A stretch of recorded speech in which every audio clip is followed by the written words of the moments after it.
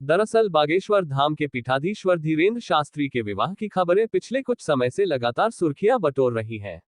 इन खबरों पर धीरेंद्र शास्त्री महाराज ने खुद विराम लगा दिया है। उन्होंने कहा है कि वह परिणय सूत्र में बंधने वाले हैं। इसके लिए परिवार के लोग बहू ढूंढ रहे हैं।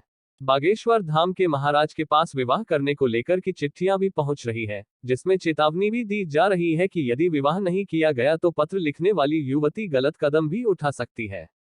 महाराज ने मीडिया से चर्चा के दौरान यह तक कह दिया कि विवाह की बात सुनकर उनके कान पक गए हैं। इस वजह से शादी के बंधन में बंधना चाहते हैं धीरेंद्र शास्त्री। पंडित धीरेंद्र शास्त्री महाराज ने एक साक्षात्कार के दौरान कहा था कि वह वैवाहिक बंधन में बंधेंगे। उन्होंने यह भी कहा था कि अक्सर कथावाचकों पर दरअसल बागेश्वर धाम के पीठाधीश्वर धीरेंद्र शास्त्री के विवाह की खबरें पिछले कुछ समय से लगातार सुर्खियां बटोर रही हैं। इन खबरों पर धीरेंद्र शास्त्री महाराज ने खुद विराम लगा दिया है। उन्होंने कहा है कि वह परिणय सूत्र में बंधने वाले हैं। इसके लिए परिवार के लोग बहू ढूंढ रहे हैं। बागेश्वर धाम के महाराज के पास विवाह करने को लेकर की चिट्ठियां भी पहुंच रही है, जिसमें चेतावनी भी दी जा रही है कि यदि विवाह नहीं किया गया तो पत्र लिखने वाली युवती गलत कदम भी उठा सकती है। महाराज ने मीडिया से चर्चा के दौरान यह तक कह दिया कि विवाह की बात सुनकर उनके कान पक गए हैं। इस वजह से शादी के बंधन में बंधना चाहते हैं धीरेंद्र शास्त्री। पंडित धीरेंद्र शास्त्री महाराज ने एक साक्षात्कार के दौरान कहा था कि वह वैवाहिक बंधन में बंधेंगे। उन्होंने यह भी कहा था कि अक्सर कथावाचकों पर महिलाओं द्वारा कथित आरोप लगा दिए जाते हैं।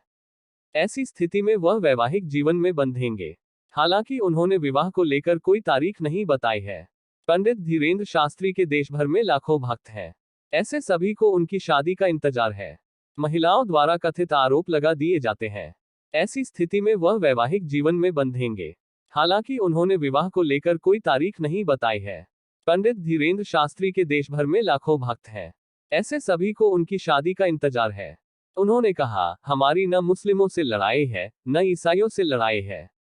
हम उनको बस ये कह रहे हैं कि जो अस्तित्व था वो रहने दें और विदेशी ताकतों का प्रचार यहाँ न करें। आप धर्मांतरण नहीं कराओ, आप भोले भाले हिंदुओं को मत बहलाओ और धर्मांतरण न कराओ। इस दौरान उन्होंने मथुरा में श्री कृष्ण जन्मभूमि वाली जगहों पर इलाहाबाद हाई कोर्ट की ओर से सर्वे कराने के फैसले पर भी अपनी राय रखी। उन्होंने कहा, यह हिंदुओं की जीत है और अब ये होती रहेगी। जहां नहीं खुदा है अब वहां भी खुदेगा। राम के देश से राम नहीं निकलेगा तो क्या बाबर निकलेगा। किसी को अगर इससे दिक्कत हो तो उन्हें ट्रीटमेंट कराना चाहिए। इस दौरान उन्होंने मथुरा में श्री कृष्ण जन्मभूमि वाली जगहों पर इलाहाबाद हाई कोर्ट की ओर से सर्वे कराने के फैसले पर भी अपनी राय रखी। उन्होंने कहा, यह हिंदुओं की जीत है और अब ये होती रहेगी। जहां नहीं खुदा है अब वहां भी खुदेगा। राम के देश से राम नहीं निकलेगा तो क्या बाबर निकलेगा। किसी को अगर इससे दिक्कत हो तो उन्हें ट्रीटमेंट कराना चाहिए। राजनीतिक दल पर क्या बोले। विधानसभा चुनाव के समय कई बड़े नेताओं ने धीरेंद्र शास्त्री दरबार का दौरा किया था। इसको लेकर उन्होंने कहा, हमें उनकी पार्टी से कोई मतलब नहीं है। राजनीति से जुड़े जो भी लोग मेरे पास आते हैं, हम चाहते हैं कि यहां आकर उनकी विचारधारा बदले और वे हमसे कुछ लेकर जाएं। अपनी पुरानी जिंदगी के बारे में बताया। आज तक से बात करते हुए धीरेंद्र कृष्ण शास्त्री ने अपने जीवन के शुरुआती दिनों का भी जिक्र किया। इस दौरान उन्होंने बताया कि कैसे ट्रेन के सफर के दौरान उनकी जेब काट ली गई। उन्होंने बताया कि मथुरा जंक्शन पर उनका जेब काटकर फोन और पैसा चोरी कर लिया गया। जिसके बाद टीटी के साथ बात करते हुए उन्होंने कई ऐसी बातें बताई जिसे सुनकर वो हैरान रह गए। धीरेंद्र शास्त्री से प्रभावित होकर उस टीटी ने उन्हें कुछ पैसे भेंट के रूप में दिए। बागेश्वर धाम सरकार के बाबा धीरेंद्र कृष्ण शास्त्री ने धर्मांतरण और सनातन धर्म को लेकर कहा कि हम हिंदू को हिंदू से जोड़ने का काम करते हैं। हम सबको सनातन से जोड़ रहे हैं।